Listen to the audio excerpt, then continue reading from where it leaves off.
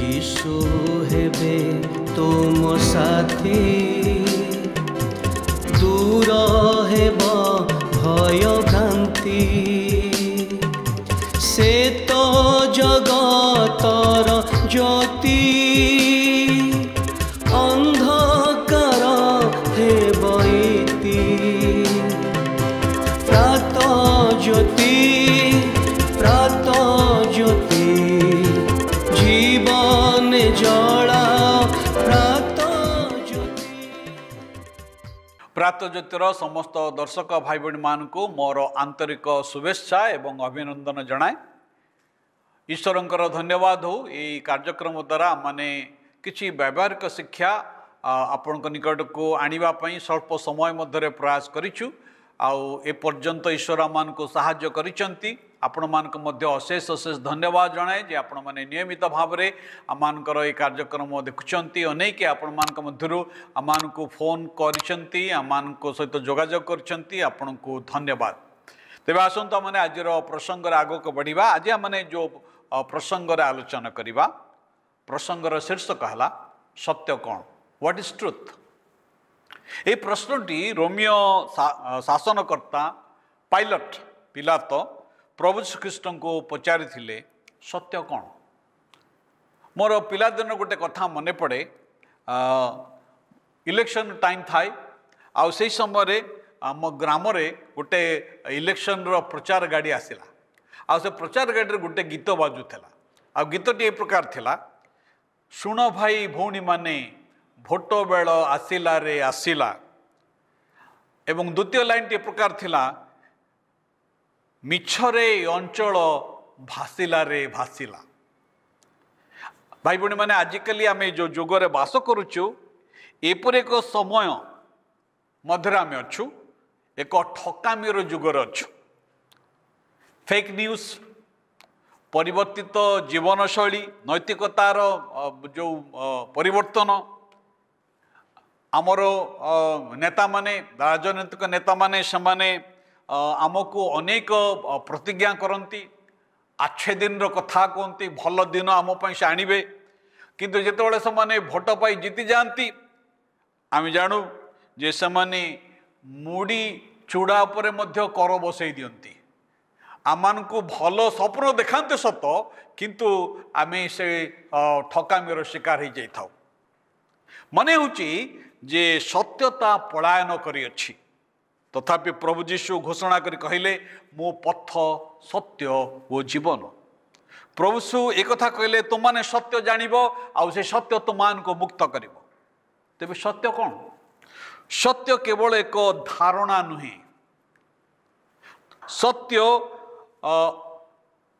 कौन सी प्रकार माने वास्तवतार गोटे गुच्छ बा सेट ऑफ फैक्ट्स नुहे मात्र सत्य एक व्यक्ति अटंती। प्रभु जीशु निजे कथा कहले मु पथ सत्य ओ जीवन। जीशु होचंती सत्य कारण प्रभु जीशु परमेश्वरंकर चरित्र परमेश्वरंकर पवित्रता शुद्ध विश्वस्तता एवं तांकर अपरिवर्तन गुणर से मूर्तिवंत रूप अटंती। एणु जदि आपण जीशु सत्य को जानिबा चाहती तेबे आपण को जीशु को जानिबा नितांत आवश्यक। जदि के जीशु को जानिबो से सत्य को जानि परिबो।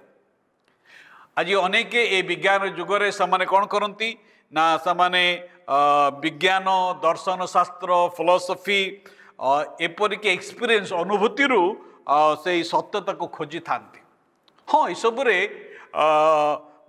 वास्तवतार किछि अंश हुई तो आपन को मिल पारे किंतु चरम सत्यता केवल प्रभु जीशु ख्रीष्ट ठारे आपण प्राप्त हो पारिबे। प्रभु जीशु होचंती से सत्य। सत्य कौन? ईश्वर द्वितीय रे सत्य होची ईश्वर वाक्य। जौन 17 अध्याय 17 पद कथा लिखा जाए सत्य द्वारा तुम्हें समान को पवित्र कर तुम्बर वाक्य तो सत्य। परमेश्वर वाक्य सत्य। भाई बहनी माने परमेश्वर वाक्य कौन सी मनुष्य कल्पित कहानी नुहे। परमेश्वर वाक्य कौन सी कल्पना नहीं। परमेश्वर वाक्य पवित्र एवं सत्य अटे। आ परमेश्वर वाक्य मनुष्य निमंते प्रकाशित ईश्वर सत्यता अटे। कारण ईश्वर वाक्य आम शिक्षा दिए ईश्वर किए एवं मनुष्य किए, भल कौन मंद कौन, एवं आमे किपरि उद्धार पाई परिबा, आमे किपरि रक्षा पाई परिबा।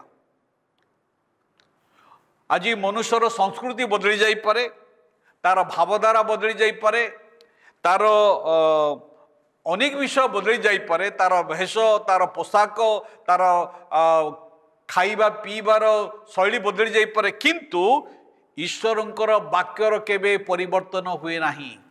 ईश्वर परिवर्तित हुअंती नहीं। ईश्वरंकर वाक्य चिरकाल स्थायी। सेतपई ईश्वरंकर वाक्य सत्य अटे।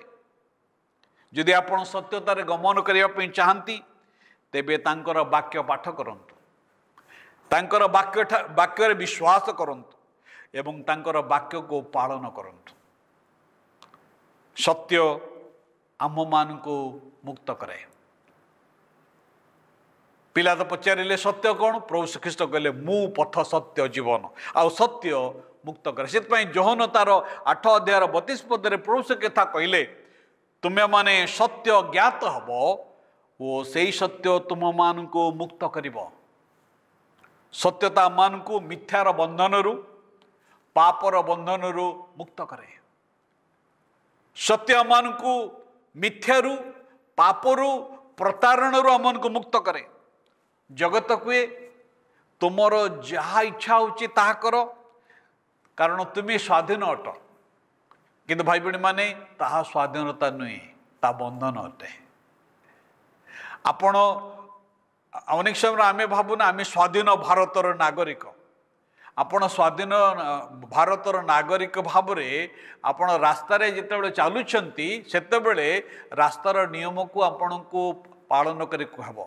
जदि आपण कहे मु स्वाधीन भारतर नागरिक, मोर गाड़ी रे मो आ कौन करी जुआड़ इच्छा सियाड़े मो पलि जापरि, आपन को ट्रैफिक पुलिस धरब। प्रकृत स्वाधीनता ताऊची जे नियमानुवर्तित हवा द्वारा ही प्रकृत स्वाधीनता जड़े व्यक्ति अनुभव करें। से प्रकृत स्वाधीनता होची ईश्वरंकर वाक्य मन को से स्वाधीनता दे था। प्रकृत मुक्ति स्वाधीनता जिते आसी थाए तेबे आमे ईश्वरंकर सत्यतार से सीमारेखार आमे ठियाई थाउ आउ आमे ईश्वरंकर इच्छा रे जीवन काटी थाउ। आम मानकर पाप अभ्यास को आम माने घृणा करि थाउ एवं सत्यर सामना आमे करि थाउ। ईश्वरंकर सत्यता आम मानकर चिंताधारा को आचरण को आउ कौन करि थाए आम मान को पुनराकार दे थाए। अनेक आज पृथ्वी रे सत्यता को घृणा करती, सत्य को अग्राह करती, कारण सत्य से मान को कन्विक्ट करे, सत्य से मन को बोध दिए। मिथ्या कहवा द्वारा मिथ्यार जीवन यापन से मन को अधिक सहज ही थाए एवं समान आरामदायक मध्य ही थाए। किंतु भाई बहनी माने मन रखंतु मिछ दिने ना दिने धरा पड़िबो। सत्यता अनेक समय आक्रमणात्मक ही थाए, अपमानजनक ही थाए, कारण यह आमर गर्व अहंकार एवं पाप को चैलेंज दे थाए। आपण कौन ईश्वरंकर सत्यता को जानिबा पई चाहती? प्रभु श्रीकृष्ण कहले मो पथ आ सत्य अटे। जदि आम आपण सत्य जानिबे तेबे सत्य आपण को मुक्त करिवो। आसंत प्रार्थना करिबा। प्रभु तुमर वाक्यर सत्यता निमंते तुमको धन्यवाद दूचु। ये सत्य तुम आम मान को जानिबा को देइछ। प्रभु जो भाई बहन माने सत्यता को जानी नांती से मान को मत जानिबा पई सहाय्य करो। ये प्रार्थना यीशु का नाम उत्सर्ग करोछु। आमेन। समस्त को नमस्कार, धन्यवाद।